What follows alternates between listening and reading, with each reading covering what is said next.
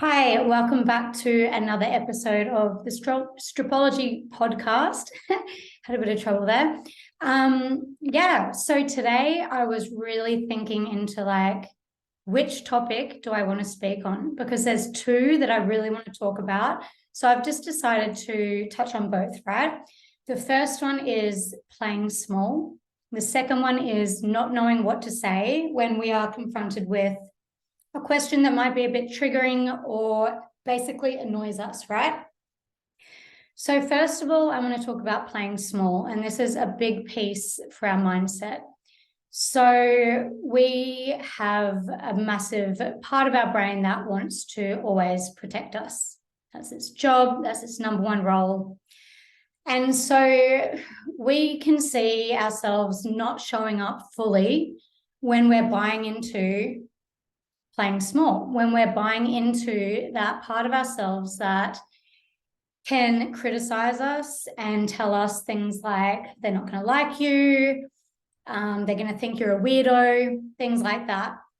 It's our purpose, or it's our job really, to make our work easier to catch that and not buy into it. So I know that this is a topic I talk about a lot, but it's just so important, and it comes up time and time again in my coaching.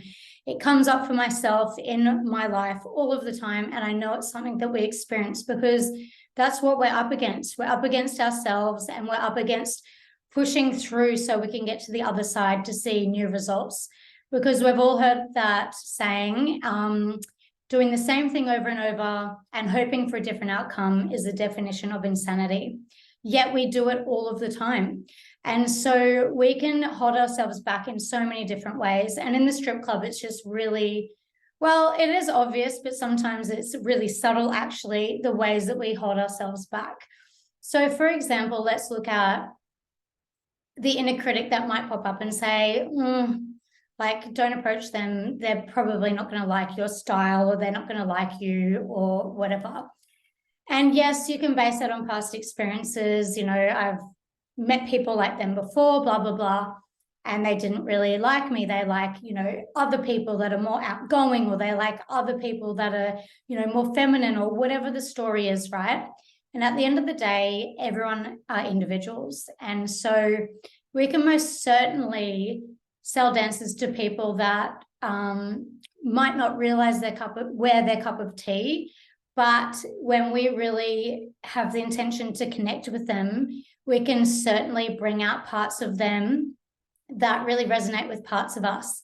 So, it is something that we can definitely do. And it's important not to write off certain situations because we're buying into our inner critic. So one thing that we can do is actually question ourselves. If we notice a voice pop up that says, don't bother them, they're not even going to like me anyway. And we can question that with a rebuttal, for example. But what if they do? Well, what if they do? What happens there? That opens up a whole new world of possibilities.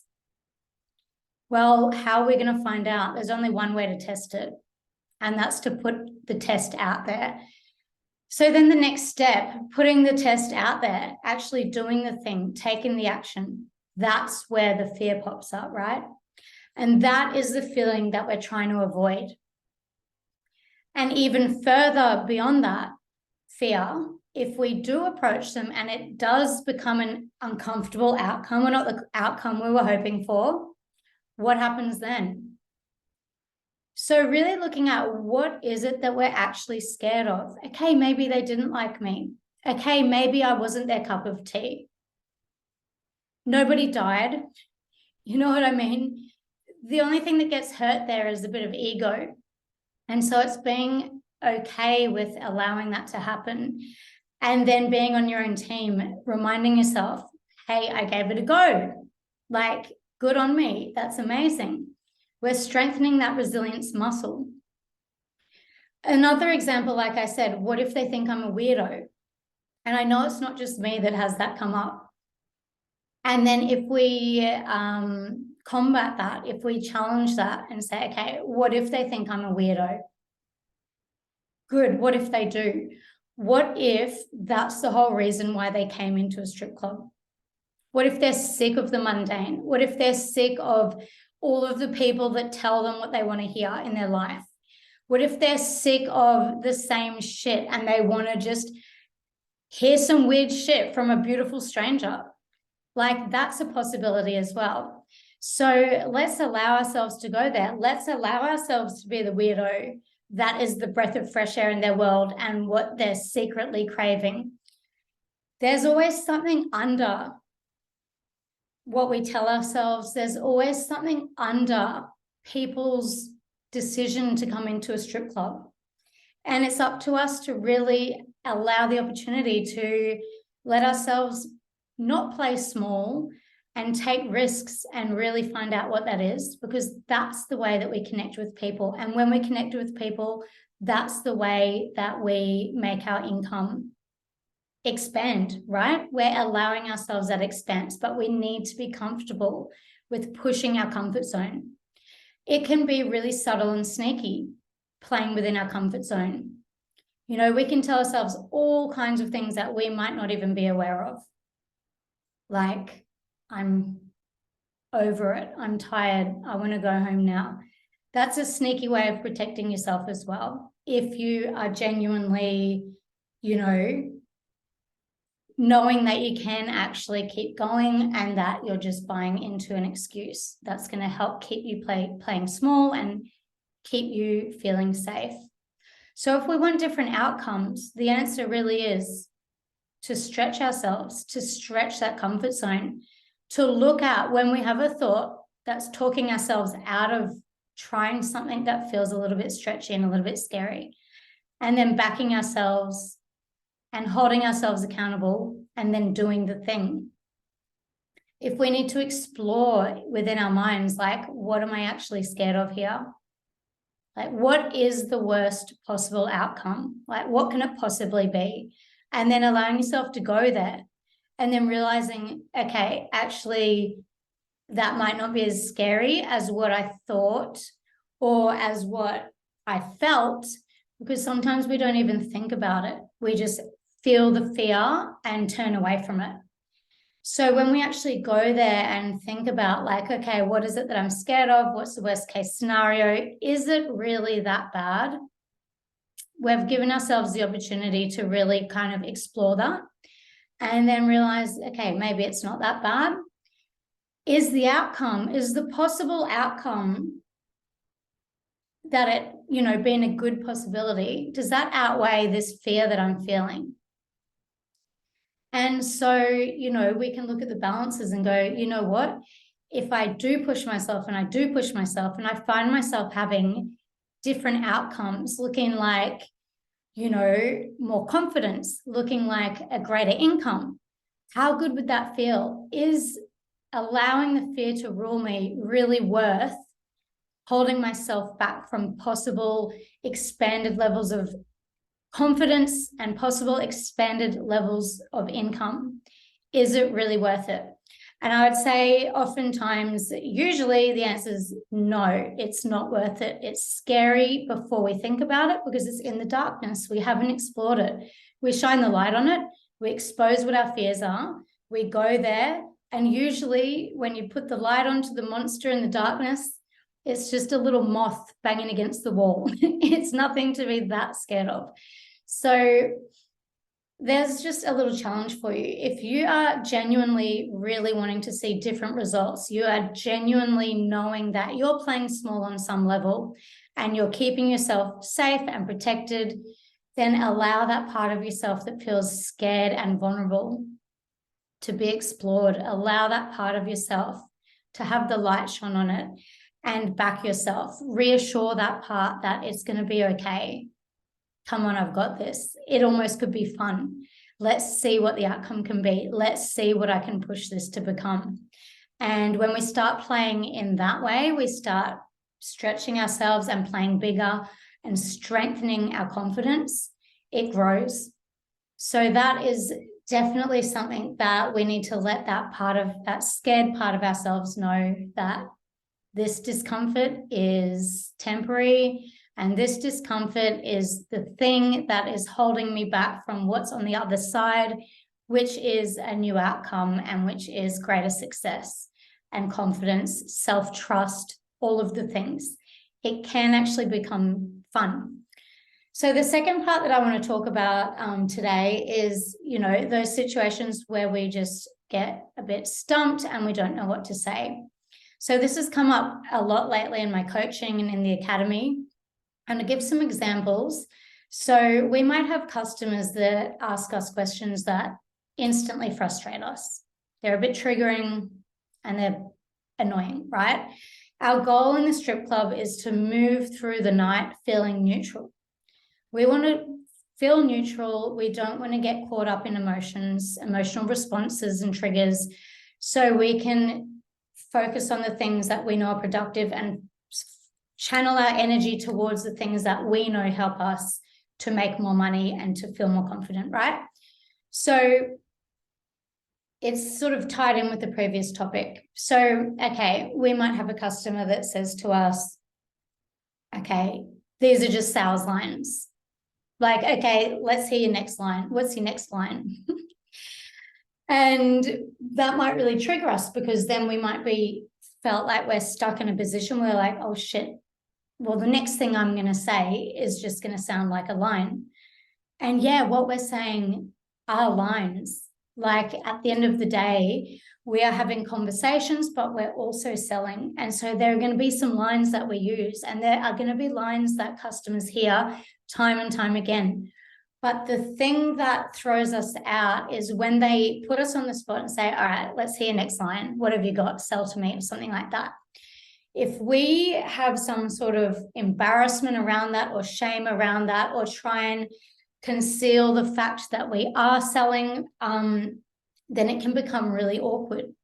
And I know that exposing the fact that we are selling kind of breaks the fantasy, but they're the ones that are bringing that to the table, right? So we don't need to feel embarrassed about doing our job. We are there to do our job, and we're there to do our job really fucking well. Their role is to be a great customer, hopefully, and their role is to receive the entertainment and pay for the entertainment that they're receiving. So it's okay that we are selling. That's just the nature of the beast, right? So we don't need to feel embarrassed about it. We don't need to conceal it. And so if someone is like, oh, okay, what's your next line then? I bet you say this to everybody. Let's hear your next sales line. You can have a joke around, and basically something that pops the bubble is just owning it.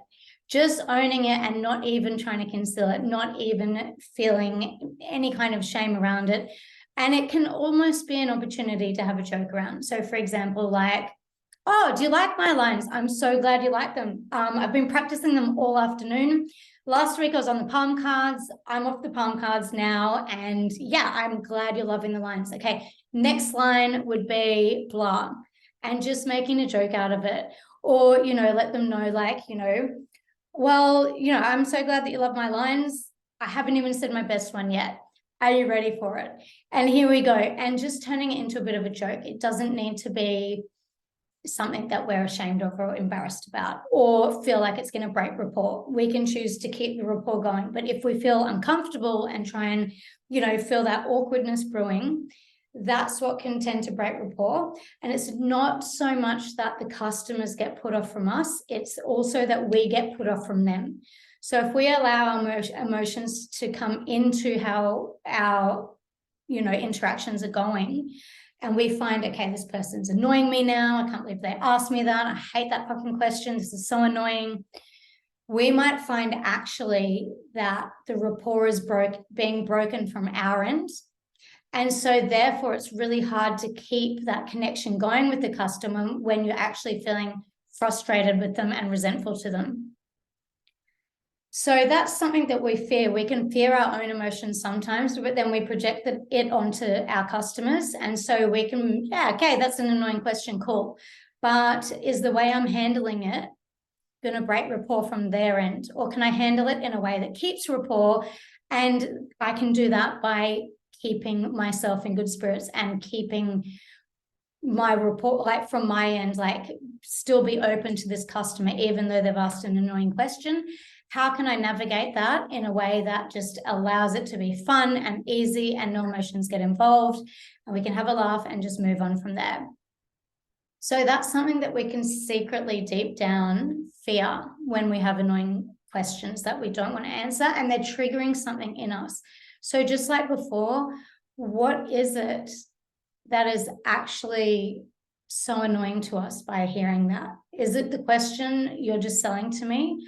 Or is it a fear around a story that gets attached to that? For example, oh no, if they think I'm selling to them, then they're not going to want to buy because it's going to ruin the whole fantasy. And now I can't be obvious that I'm selling. And now what the hell am I going to say? Because they're just expecting me to say a line, and everything I say from now is going to sound like a line, and blah, blah, blah. And it can escalate from there. So just being aware that it's a story that we attach to our reaction of what we're being asked. Another really interesting one that came up the other day with a client of mine in a coaching call was the reaction around being asked, well, how much money do you make? So obviously it's a rude question. We don't generally in society going around asking people their salaries and what they make and blah, blah, blah. But we do get asked that a lot in the strip club. Purely, I would say it's, maybe we could whittle it down to ignorance or genuine interest or some sort of judgment. Who knows? At the end of the day, we don't know. So then, like I was saying before, at the end of the day, what we're in control of is the response that we give to this, right? And how we feel. So this particular client of mine was getting really triggered by people asking what her income is. Excuse me. And we explored that a little deeper. It was like, okay, cool. It is an annoying question. I get that. But why is it triggering you so much? Why? Because she was getting really strong reaction to it. Like, that's so fucking rude. And then asking them, well, how much do you make? And then the customer just answered with his salary. And she thought, shit. Okay. So when we picked it apart and looked at, okay, what is the thing that's uncomfortable around this? We discovered that her fear around this was if they find out how much she makes, it's potentially going to be, a large number and a number that's going to have the customer then thinking, well, she doesn't need money from me. She already makes enough money anyway. Or she's doing well anyway. Why is she asking for even more money? Like, this is out of control. So this can really come up. And so looking at that, discovering that what was under that trigger, discovering that, okay, if the customer finds out that I make a huge amount of money, they might not want to spend on me. So then looking at, okay, let's reframe that, because that's the story that's getting attached to the question that is throwing her off and making her feel uncomfortable and annoyed at the customer and essentially breaking rapport from her end. Like, I just don't want to talk to this person anymore. They're being nosy, blah, blah, blah, all of these things, which makes sense. But we need to dig deeper if we want to actually discover how to dismantle that, right? Cool. So we discover there's a belief there, there's a fear there around if they find out what I earn, they're not going to want to spend money on me. And we spoke and I shared with her how, I've been there myself. I had this fear as well, and it needed reframing. And then I share this a little bit in my academy in one of the modules, but, there's a whole lot of different pieces of philosophy out there, and also laws in science that actually support the opposite, right? So one I talk about is, when I studied organic chemistry, there's a law where the carbon that has the most hydrogens gets the hydrogen. And it might seem unfair, but that is just the way that nature works, right? It's in the Bible where they mention, he who has will be given to, and he who doesn't have or will be taken, or something drastic like that. Sounds unfair, but it's written over 2,000 years ago, right? So we can reframe that. What is it to say, okay, if I already make a good income, they're not going to want to give to me? Well, what if that's not true? What if that inspires them to want to add to the situation? And I shared with her a line that I love saying, and I've said it so many times to customers. When they do feel like that, if they're like, oh, you make so much money, or, they can see you've already made a lot of money that night, you've already made enough tonight, like, I don't need to give you any more money. And then, I love saying I just love joking around all the time with them, but just saying, listen, I'm going to spend this money much more responsibly than you are, obviously. So how about you hand it over and allow me to spend it in a more responsible way? And, that can be funny and just sort of break that, that thought pattern, right? We want to break the thought patterns and, allow not only ourselves, but other people to see it from a different angle.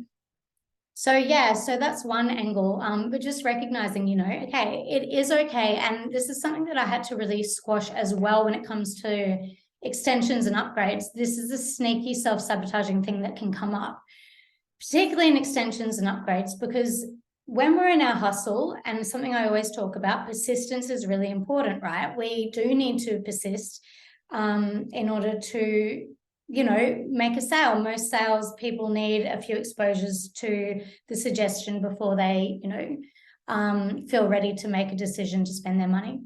The same goes for extensions and upgrades.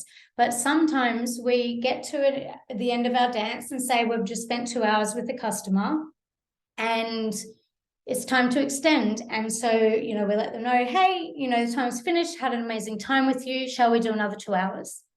And asking in a way that, we have no charge around it. It doesn't feel awkward. We're completely neutral around it. We know we're going to do our end of the bargain, which is entertain them to the best of our ability. And so we put the question out there to them. And they might say, oh, no, I've already spent enough. Or this is getting too expensive or something like that.